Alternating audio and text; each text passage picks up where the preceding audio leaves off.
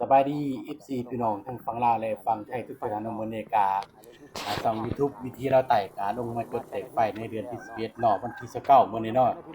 ก็มาพบมาพ้อกันอีกแล้วเนาะมาเบิ่งภาพบรรยากาศสดๆที่ว่าข้าพเจ้ากำลังลงเก็บไฟเนาะเพิ่นก็กำลังสีเนาะค่าไฟนี่สูงที่สุดเนาะที่ว่ามันใหญ่ที่สุดก็คือหม้อไฟอ่าของท่านผู้พันเนี่ยก็อยู่ใน